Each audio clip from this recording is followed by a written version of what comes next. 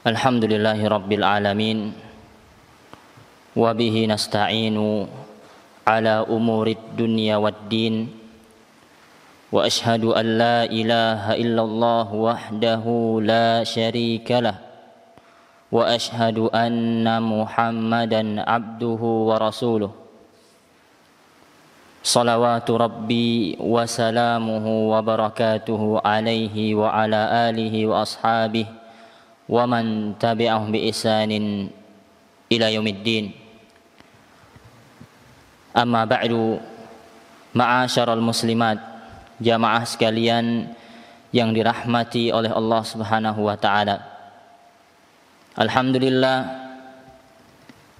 senantiasa kita memuji Allah Subhanahu wa taala dengan lisan kita disertai hati kita, dan semoga kita bisa bersyukur kepada Allah Subhanahu wa taala bukan hanya dengan lisan atau ucapan belaka, akan tetapi rasa syukur kita kepada Allah Subhanahu wa taala ini tercurahkan, nampak di dalam ketaatan kita kepada Allah Subhanahu wa taala.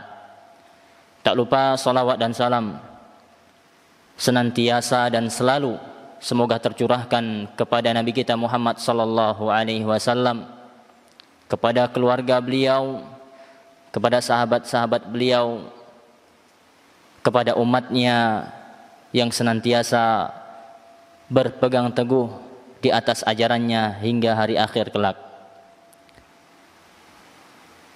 Jamaah sekalian rahimani wa rahimakumullah, pada kesempatan yang berbahagia ini insyaallah kita akan membahas sebuah pembahasan, yaitu meneladani Nabi, meniru kesungguhan Nabi dalam beribadah.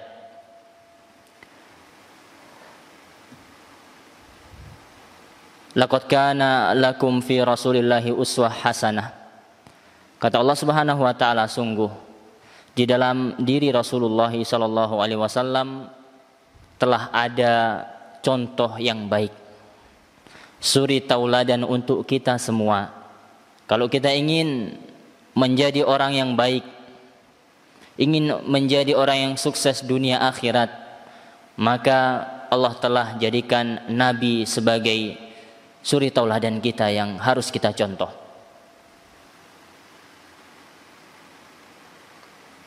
Kita senantiasa akhwati fillah rahimani wa rahimakumullah, di dalam doa kita senantiasa berdoa, memanjatkan doa kepada Allah Subhanahu wa taala.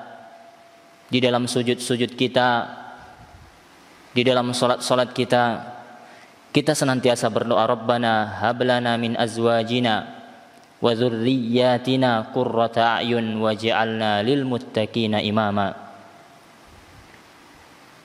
Rabbana hablana, ya Allah, berikanlah kepada kami min azwajina, dari pasangan-pasangan kami, wa dzurriyyatina, dan dari keturunan kami, dari anak-anak kami, qurrata a'yun, sebagai penyejuk mata. Ya, tatkala kita melihat anak keturunan kita itu sejuk mata kita, bahagia. Mereka itu membuat kita bahagia, senang. Itu yang kita inginkan, bukan sebaliknya. Kita tentunya tidak ingin, semua kita sebagai orang tua, baik ibu ataupun ayah, tidak berharap anak keturunannya itu tidak menyejukkan mata, tidak menyenangkan hati, baik gara-gara perlakuan akhlaknya dan lain sebagainya.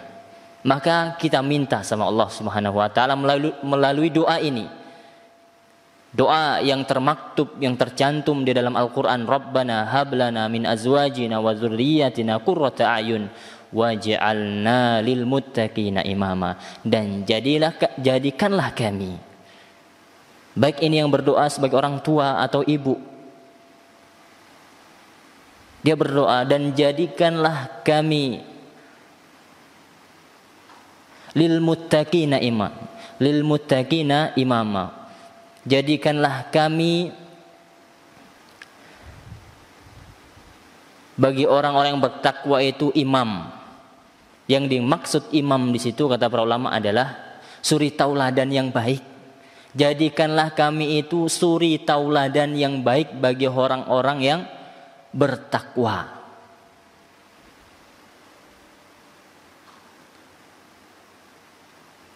Bagaimana caranya agar kita itu menjadi suri tauladan yang baik?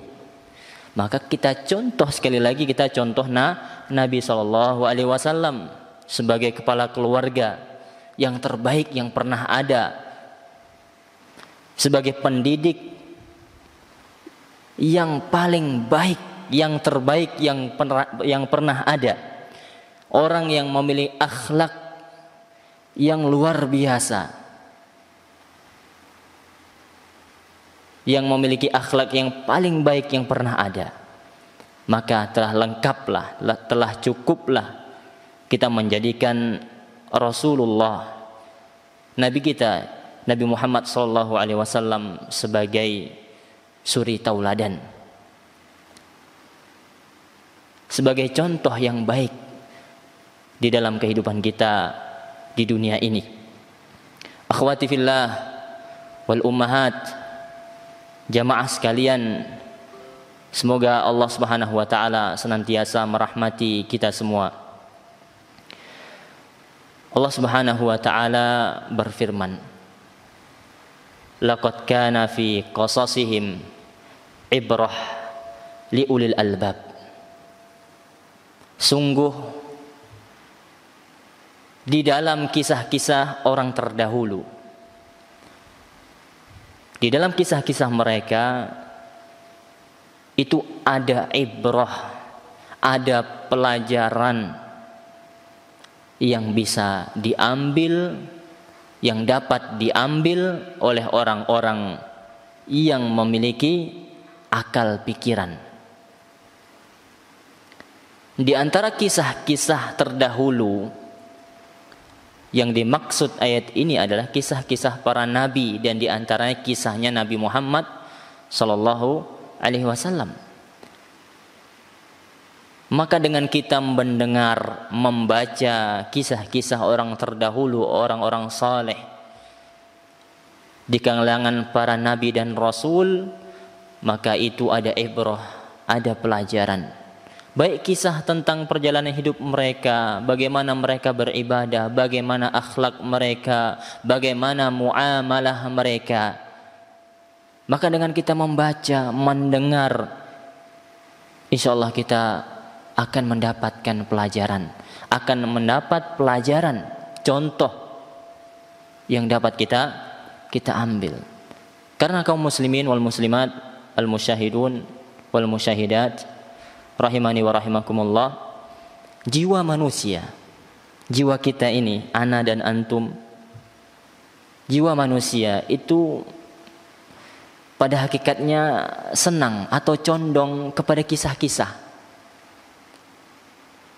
Bagaimana hati kita ini senang, condong, tergugah ingin mendengar kisah-kisah. Senang tatkala kita dibacakan kisah-kisah.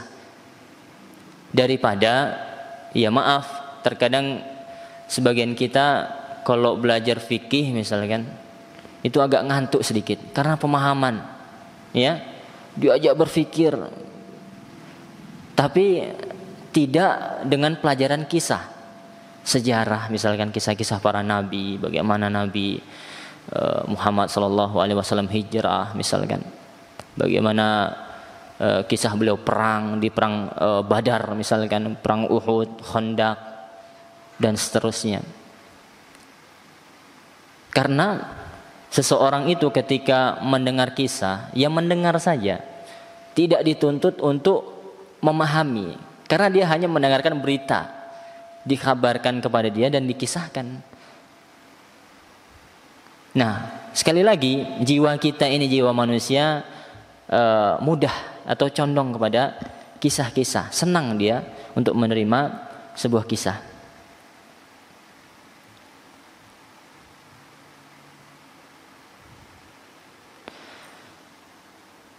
Oleh karena itu, di antara hal yang bisa membuat manusia itu semangat. Semangat untuk apa? Untuk beribadah, menjadi orang baik, menjadi penyabar. Yaitu dengan cara apa? Mendengarkan kisah-kisah orang yang soleh, bagaimana kesabaran mereka dalam menghadapi musibah misalkan. Bagaimana kesabaran mereka di dalam menghadapi penguasa yang zalim misalkan. Ini musibah juga. Mereka bersabar, tidak kudeta. Ini makanya kita ketika mendapat misalkan kisahnya Imam Ahmad atau ulama yang lain diajak kudeta, dia tidak mau. Dia mengajak muridnya itu untuk tetap bersabar. Bersabar di atas kezaliman pemimpin ketika itu. Maka kesabaran ulama tersebut membawakan hasil. Ya. Maka dengan kita mendengarkan kisah-kisah orang-orang soleh seperti ini, kita dapat meniru atau menentukan sikap kita ketika suatu saat kita mengalami hal yang sama, mendapatkan hal yang sama, mendapatkan musibah yang sama. Maka dengan kita mendengar kisah-kisah orang-orang terdahulu, orang soleh tentunya, kita minimal bisa menentukan sikap, meniru sikap mereka dalam menghadapi musibah dan cobaan yang diujikan kepada mereka. Baiklah, kita akan kembali ya, atau memulailah, kita akan memulai mengetahui, membaca kisah di dalam hadis-hadis Nabi SAW, bagaimana beliau semangatnya ketika beribadah, bertaqarrub, menghambakan diri kepada Allah Subhanahu wa taala. Ingat, ini kisahnya Nabi Muhammad SAW, Rasul ya, yang termulia yang pernah ada, yang pernah menginjakkan kakinya di bumi, Rasul yang diutus kepada kita, kepada umat manusia hingga hari kiamat kelak. Kita wajib untuk mengikuti beliau, mengikuti ajaran beliau, memegang teguh ajaran beliau. Addu 'alaiha bin nawajiz. Ya, gigitlah ajaran Nabi SAW dengan gigi geraham kalian. Ya, niscaya kita akan selamat. Hadisnya diriwayatkan dari istri beliau, yaitu Ummul Mukminin Aisyah radhiyallahu taala anhu qalat. Beliau berkata, kana Rasulullah sallallahu alaihi wasallam idza shalla qama hatta tafattara rijlahu. Qalat Aisyatu, ya Rasulullah, atasna'u hadza wa qad ghufira laka ma taqaddama min dhanbika wa ma ta'akhkhar. Qala, ya Aisyatu, afala akunu abdan syakura. Rawahu Muslim. Hadisnya dari Aisyah radhiyallahu taala anha. Qalat, beliau berkata, dahulunya Rasulullah sallallahu alaihi wasallam idza shalla. Ini dikisahkan, diceritakan oleh Aisyah radhiyallahu taala anha. Dahulunya beliau itu pernah salat. Qama hatta tafattara. Salat di sini yaitu salat malam maksudnya. Melakukan salat apa ibu-ibu? Qiyamul lail. Ya, salat malam. Sampai tafattara rijlahu. Melakukan salat malam sampai kakinya itu bengkak. Apa yang membuat kaki beliau bengkak? Kenapa Ibu? Digigit kalajengking atau saking lamanya berdiri karena terlalu lama berdiri sholat malam. Kedua-dua kaki beliau bengkak, kata Aisyah radhiyallahu taala anha. Qalat Aisyah tu melihat kondisi Nabi plus kondisi suaminya yang seperti itu, ya wajar saja Aisyah sedikit prihatin dengan kondisi suaminya. Kemudian beliau bertanya, wahai Rasulullah, atasna'u hadza, apa yang kau lakukan? Kata Aisyah, apa yang kau perbuat? Sudah diampuni, baik yang telah lalu maupun yang akan datang.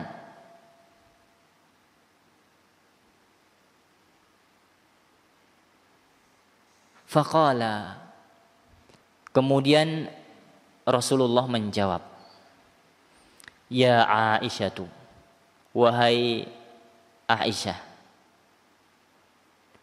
afala akunu abdan syakura.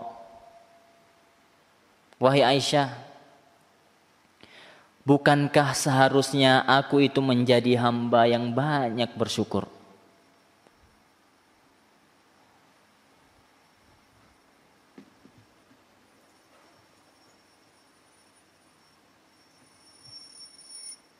Apa kata Nabi SAW? Wahai Aisyah, bukankah seharusnya aku itu menjadi hamba yang banyak bersyukur? Intinya apa? Rasulullah melakukan hal seperti itu, bersemangat, bersungguh-sungguh untuk beribadah kepada Allah, melakukan qiyamul lail sampai bengkak kakinya.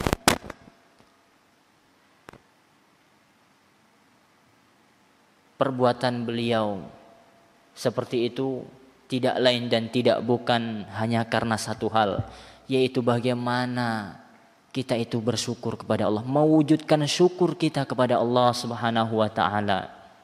Terkadang kita ini enggak tahu malu sama Allah Subhanahu wa taala. Kita ini banyak dosa. Dan dosa kita ini belum tentu, tidak ada jaminan mendapatkan ampunan.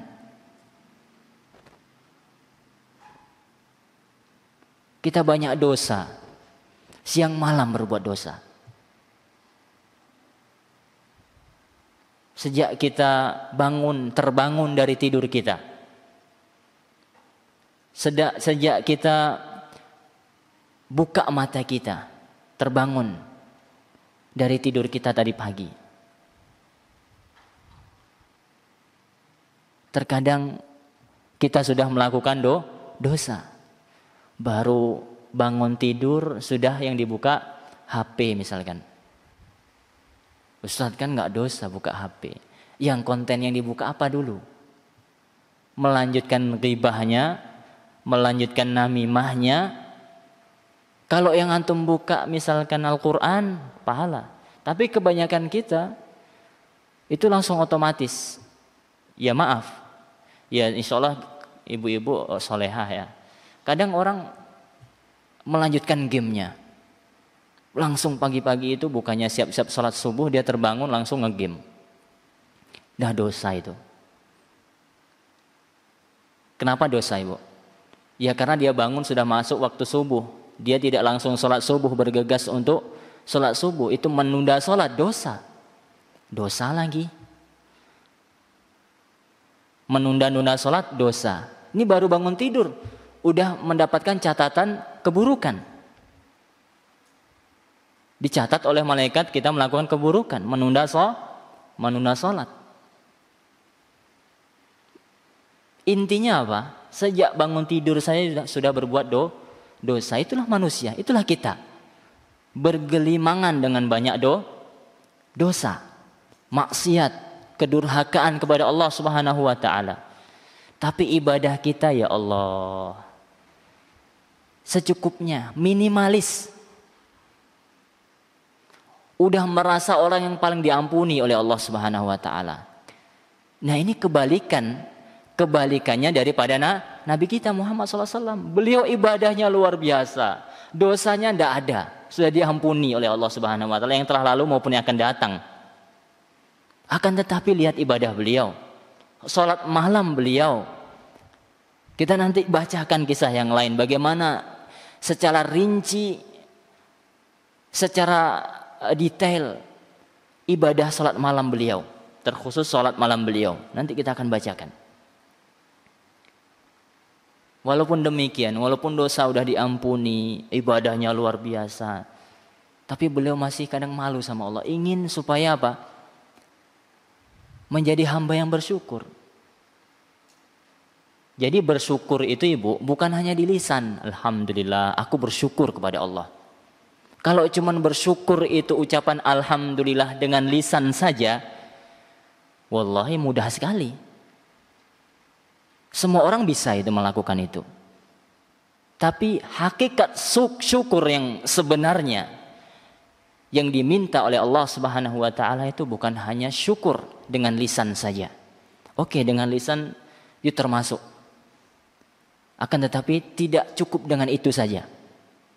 Belum sempurna syukur seseorang hanya dengan lisan saja. Dia harus dengan hatinya. Dia merasa nikmat yang selama ini dia dapat, hatinya meyakini bahwasanya itu semua dari Allah, datangnya dari Allah Subhanahu wa taala.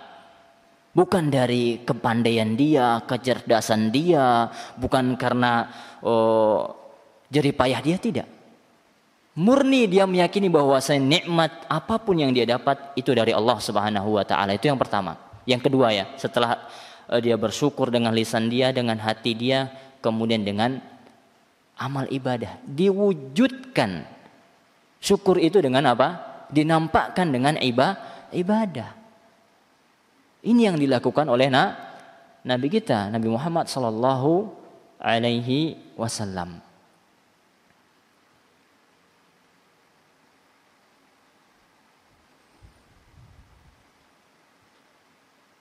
Kemudian ada beberapa faedah yang bisa kita ambil dari hadis yang pertama ini yang kita bacakan tadi. Yang pertama yaitu bahwasanya istri beliau Aisyah radhiyallahu taala anha min a'lamin nas bihali an-nabi sallallahu alaihi wasallam fima sana'ahu fi sirri ay fi baitihi wa kadzalika nisa'uhu radhiyallahu anhun hunna a'lamun nas bima yasna'uhu fi baitihi. Yaitu Aisyah itu, yaitu istri Nabi sallallahu alaihi wasallam yang ketiga, merupakan orang yang paling tahu kondisinya Nabi sallallahu alaihi wasallam, perilaku, tingkah lakunya Nabi sallallahu alaihi wasallam. Beliau tahu apa-apa saja yang dilakukan, yang diperbuat oleh Nabi kita Muhammad sallallahu alaihi wasallam, baik yang sir, yaitu apa yang dilakukan di dalam rumah beliau sallallahu alaihi wasallam, dan begitu juga istri-istri beliau yang lain adalah orang yang paling tahu tentang bagaimana perilaku Nabi sallallahu alaihi wasallam ketika di rumah. Dan hal ini tidak semuanya tahu. Yang tahu hanya orang-orang tertentu, yaitu para istrinya Nabi sallallahu alaihi wasallam. Sebagaimana hal ini yang tadi diceritakan oleh Aisyah, yang beliau tahu adalah tentang bagaimana salat malamnya Nabi, qiyamul lailnya Nabi kita Muhammad sallallahu alaihi wasallam. Maka bagi kita bagi siapa saja yang ingin mengetahui perihal kepribadian seseorang, hakikat seseorang, maka tanyakan kepada siapa ibu-ibu? Kalau ibu-ibu yang paling tahu sikap asli ibu-ibu, tanyakan kepada suami. Suami kita, atau kalau saya istri saya yang paling tahu kepribadian saya, sikap yang sesungguhnya. Nah, ini terkadang kita itu dikenal baik ketika di luar rumah. Oke, di luar rumah. Si fulan baik, si fulanah baik. Benar enggak si fulan atau fulanah baik itu? Yang paling tahu adalah orang rumahnya. Istri atau suami, pasangan hidupnya.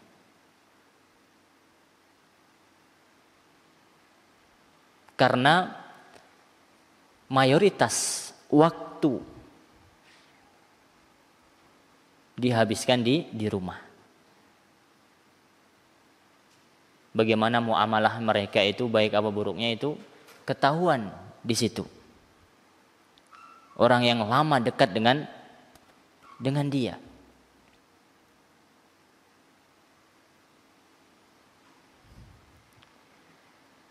Maka jadilah kita orang yang terbaik untuk keluarga kita. Bukan kebaliknya, bukan sebaliknya. Terkadang kita itu motivasinya adalah bagaimana menjadi orang yang terbaik di luar. Orang yang paling baik di luar, pencitraannya di luar. Tapi sama keluarganya, masuk di dalam rumahnya seperti singa yang buas. Seorang suami, pulang ke rumahnya, Assalamualaikum. Langsung, tolong buka ini, buka sepatu, tolong masak ini, tolong bikin kopi. Subhanallah.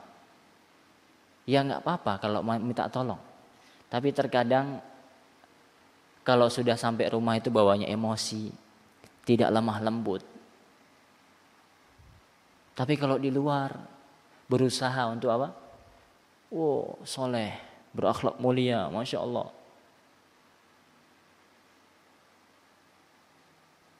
Semoga itu tidak dengan kita.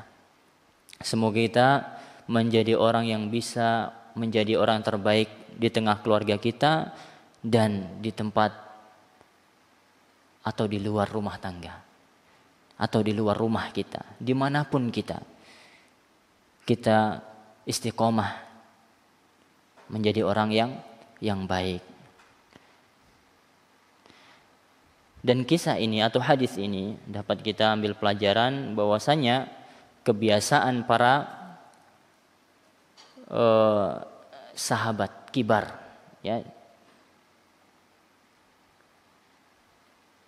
sahabat-sahabat yang tua, yang senior, itu biasa mendatangi istri-istri Nabi, menanyakan perihal atau keadaan Nabi SAW ketika di rumah beliau. Yang hal itu tidak diketahui oleh sahabat-sahabat yang lain. Yang tahu tentang kepribadian Nabi, amalan-amalan ibadahnya Nabi di rumahnya, yaitu para istri beliau SAW. Maka di antara kebiasaan beliau ketika di rumah yang disebut dalam hadis yang kita bacakan tadi, apa Ibu? Yaitu melakukan qiyamul lail, sangat lama dan sangat panjang. Beliau melakukan qiyamul lail sebagaimana firman Allah Subhanahu wa taala di dalam surah Al-Muzammil ayat 20. Allah berfirman, "Inna rabbaka ya'lam annaka taqumu adna min thulutsayil laili wa nisfah wa thulutsahu." Ya, inna rabbaka ya'lam, sesungguhnya wahai Muhammad, Tuhanmu itu tahu bahwasanya engkau itu melakukan qiyamul lail, menghidupkan malam. Bahkan kebanyakan malamnya beliau itu diisi dengan ibadah, dengan qiyamul lail.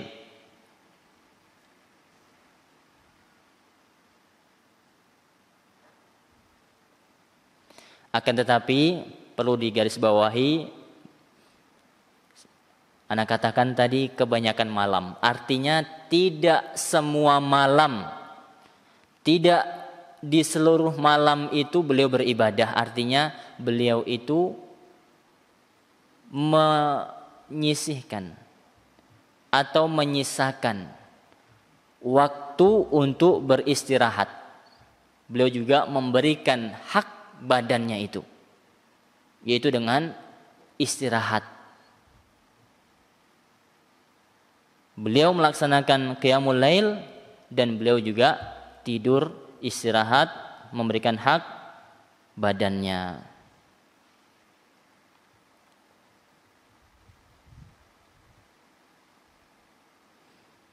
Dan diriwayatkan bahwasannya sebagian sahabat, di antara Ibnu Mas'ud nanti kita ceritakan, dan sahabat yang lain itu ingin dikisahkan suatu ketika itu para sahabat Nabi SAW ingin melaksanakan qiyamul lail, salat tahajud bersama Nabi SAW. Nah, ini sekali-kali tidak masalah ya, melaksanakan salat tahajud berjamaah.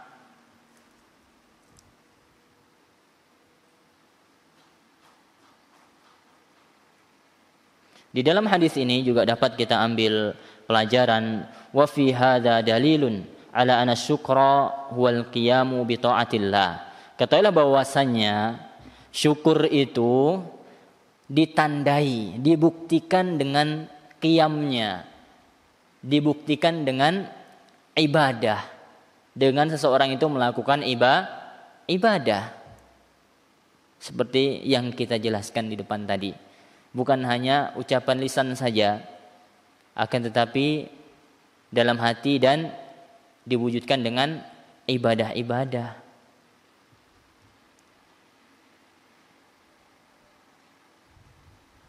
Juga di dalam hadis ini, jamaah sekalian, rahimani wa rahimakumullah, dapat kita ambil pelajaran bahwasannya dosanya Nabi Sallallahu Alaihi Wasallam itu telah diampuni. Dosanya Nabi Sallallahu Alaihi Wasallam itu diampuni. Jadi ada orang-orang di dunia ini, terutama Nabi kita Muhammad Sallallahu Alaihi Wasallam, yang jelas dikatakan bahwasanya dosa beliau itu telah diampuni. Jadi beliau ini tidak punya dosa, dijamin masuk surga.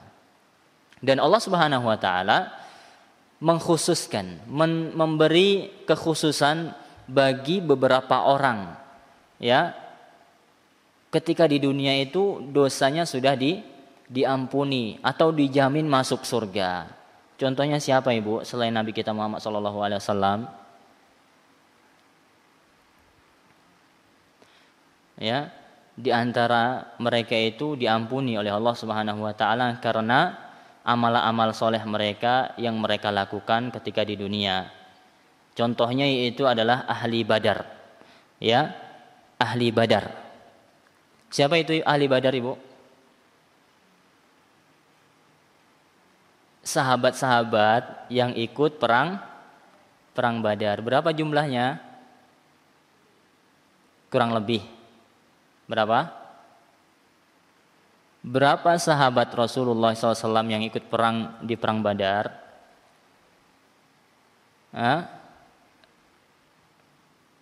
Salasumi'ah, ya. Berapa? 300. 300-an sahabat yang ikut perang Badar. Semua sahabat-sahabat Nabi Sallallahu Alaihi Wasallam yang ikut perang Badar, mereka itu diampuni dosanya oleh Allah Subhanahu Wa Taala.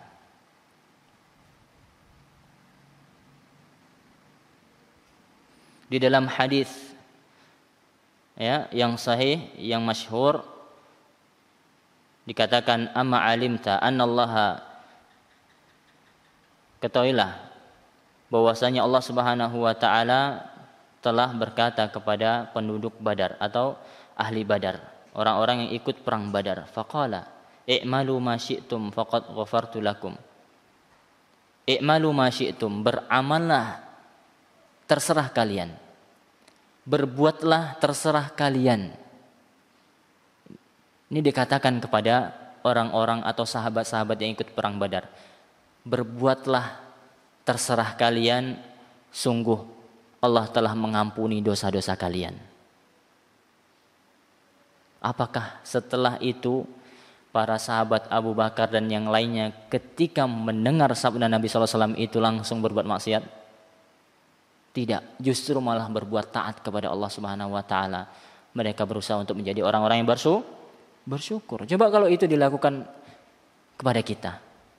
Dosamu sudah diampuni, terserah mau berbuat apa saja. Kita menjadi orang durhaka. Nasallahu salamah.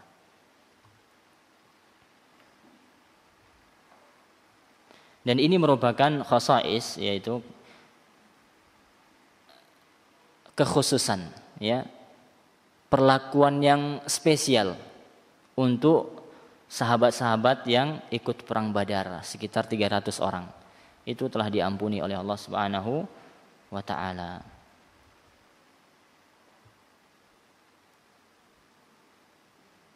Dan di dalam hadis ini juga dapat kita ambil pelajaran, yaitu tentang fadilah, keutamaan qiyamul lail, ya, mendirikan qiyamul lail.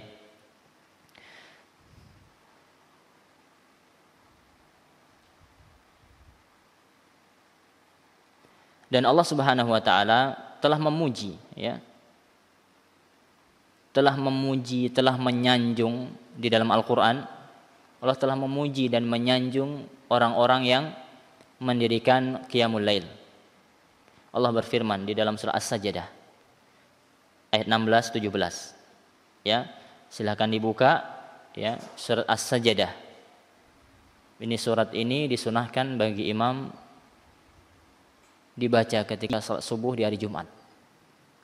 Lumayan panjang, ya. Surat ini As-Sajdah seluruhnya tentunya dari awal sampai akhir, dan surat Al-Insan di rakaat kedua.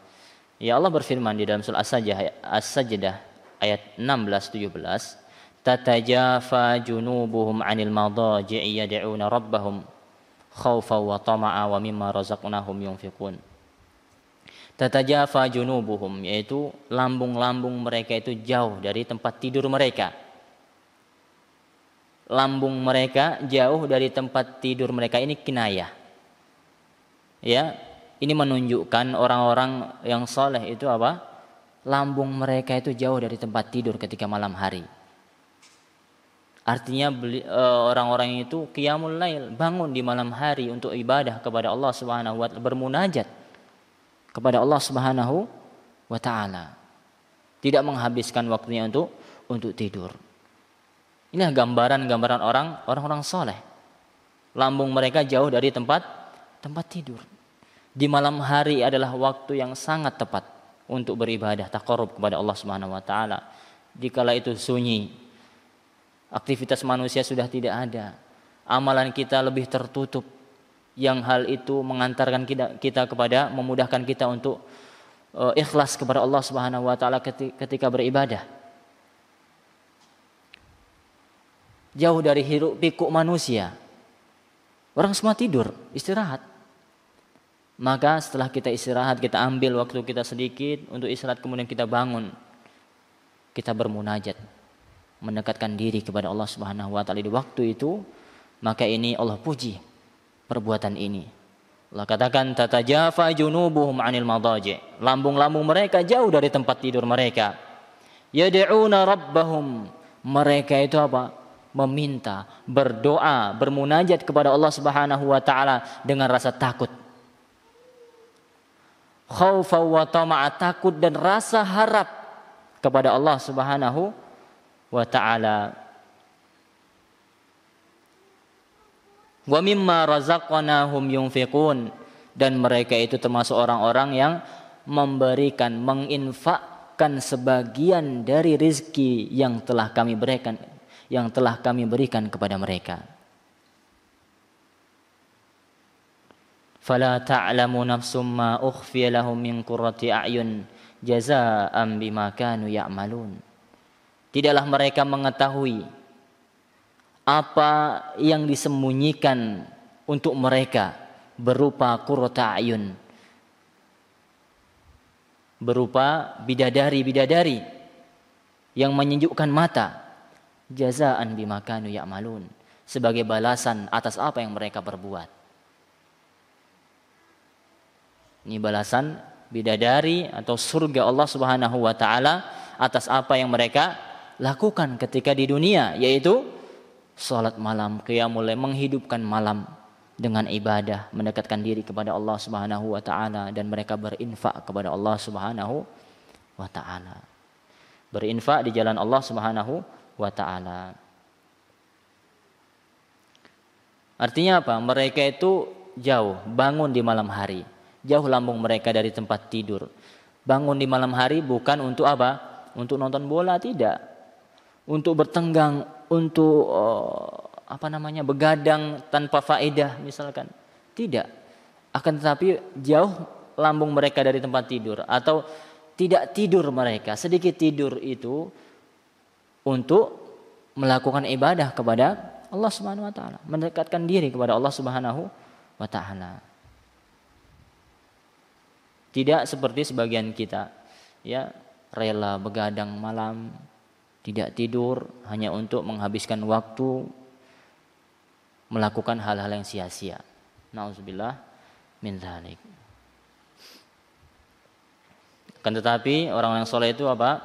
Berdoa kepada Allah, wa ya'budunahu azza wa jalla khaufan wa tama'a. Mereka beribadah kepada Allah Subhanahu wa taala, berdoa meminta kepada Allah Subhanahu wa taala khaufan wa tama'a.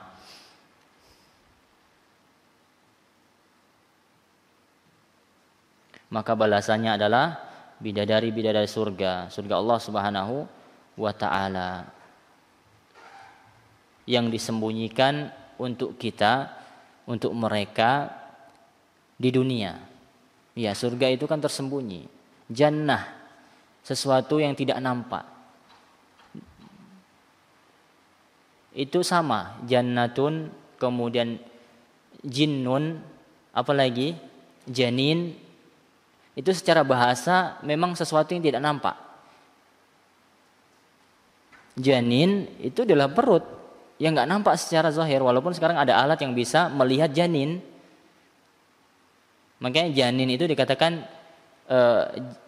janin, atau makhluk Allah jin itu dikatakan jin. Kemudian surga dikatakan jannah, karena itu semua tidak nampak, belum nampak oleh manusia. Dan kenikmatan surga itu tidak ada yang tahu. Kata Nabi SAW dalam sebuah hadis, a'dadtu li'ibadi, dalam hadis qudsi, kata Allah Subhanahu wa taala dalam hadis qudsi, a'dadtu li'ibadi as-salihin ma la 'ainun ra'at. Kata Allah Subhanahu wa taala di dalam hadis qudsi, aku telah menyediakan, apa Ibu? A'dadtu, menyediakan, li'ibadi, untuk hamba-hambaku. Semoga kita termasuk. Untuk hamba-hambaku yang salihin, yang saleh, yang bertakwa, yang berbuat taat kepada Allah Subhanahu wa taala. Ma la ainun ra'at, apa yang Allah sediakan untuk hambanya yang saleh. Allahumma ja'alna minhum. Semoga Allah Subhanahu wa taala menjadikan kita dari orang-orang saleh. Allah sediakan untuk mereka sesuatu yang belum dilihat oleh mata. Ma la ainun ra'at wala udhunun sami'at wala khatara ala qalbi bashar. Ya, kata Allah Subhanahu wa taala, yang tidak pernah dilihat mata, yang tidak pernah didengar oleh telinga, dan tidak pernah terbesit di dalam hati manusia.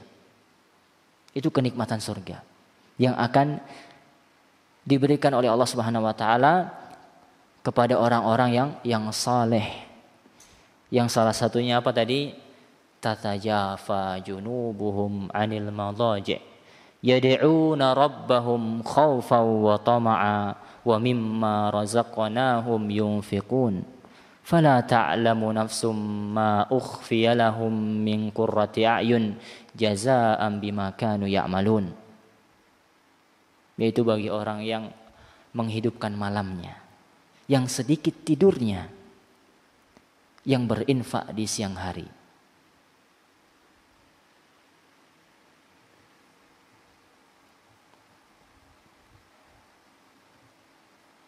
Inilah beberapa faedah hadis yang dapat kita ambil di dalam hadis yang pertama ini. Bagaimana di dalam hadis yang pertama ini intinya apa?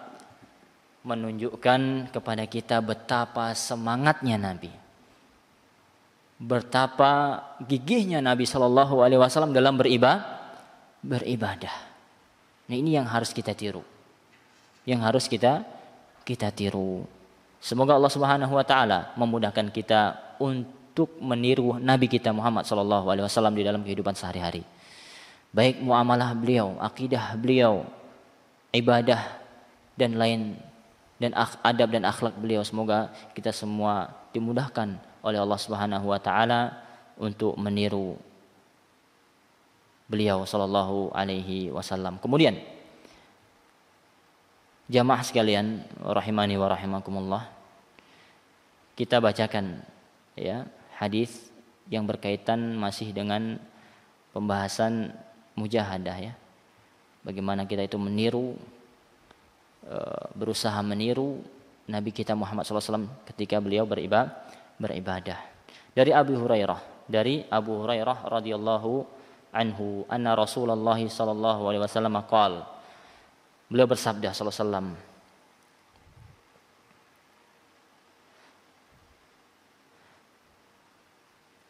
hujibat al jannah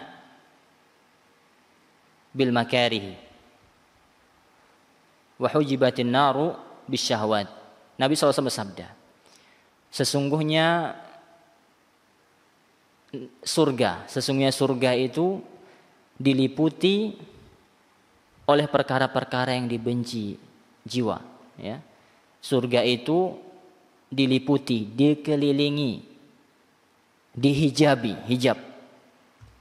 Sebagaimana hijab itu yang di depan ibu-ibu nih hijab, membuat tidak nampak apa yang di sebaliknya. Jadi surga itu diliputi, dihijabi, tertutupi oleh apa? Sesuatu yang tidak disenangi manusia. Jadi sehingga manusia itu tidak ingin mendekat ke surga itu karena apa? Dibenci. Akan tetapi hijab ini, hal yang dibenci ini, kalau kita mampu menghilangkannya, mampu untuk tetap menerobosnya dengan memaksa diri kita untuk tetap dekat dengan hal yang mungkin sekilas mata dibenci, tapi kita karena kesabaran kita, karena kesungguhan kita untuk melawan hal-hal yang dibenci itu, maka kita sampai ke surga. Sebaliknya, neraka kata Nabi SAW, hujibatin naru bisyahwat. Neraka itu diliputi, dihijabi oleh apa? Syahwat, nafsu. Hal-hal yang disukai oleh jiwa manusia. Kelezatan dunia yang disukai oleh manusia. Nauzubillahi min dzalik. Maka ibu, jamaah sekalian rahimani wa rahimakumullah, ini konsep penting dalam agama kita, pola berpikir kita, sikap kita seharusnya apa? Setelah kita mendengarkan hadis yang mulia ini, hadis riwayat Muslim, ya, kita setelah kita mendengar hadis ini, maka hendaknya kita itu apa? Dapat pelajaran. Pelajarannya bagaimana? Ketika di dalam kehidupan kita dihadapkan dengan suatu hal, ketika kita ingin beribadah misalkan, melakukan sholat malam, sholat sunnah, puasa sunnah, berinfak, bersedekah, membantu orang, itu berat apa tidak ibu? ibadah-ibadah yang disebutkan tadi itu. Qiyamul lail. Ibu, salat malam. Berat apa tidak? Puasa sunnah. Berat apa tidak? Berat, sebagian kita berat sekali itu. Kalau enggak Ramadan dia enggak puasa itu. Ya berhubung wajib ya, mau enggak mau.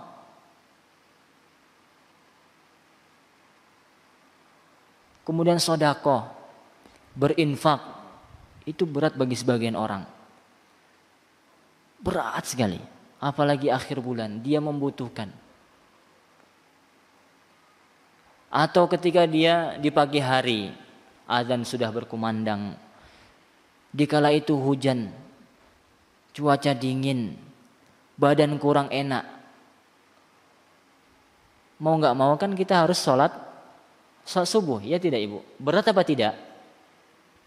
Itu sangat berat, tantangan itu bagi kita. Ketika kita dengar hadis ini, kita paham, oh ya Allah, memang surga itu apa? Dihiasi, diliputi, dikelilingi oleh apa? Hal-hal yang dibenci jiwa manusia. Maka setelah kita paham, wow, memang harus dipaksa ini. Tidak bisa kalau saya tidak menjebol hijab yang menutupi surga itu tadi dengan kesabaran, dengan kesungguhan, dengan taufik dari Allah Subhanahu wa taala, maka kita akan tidak akan bisa. Tapi kalau kita sabar, insyaallah kita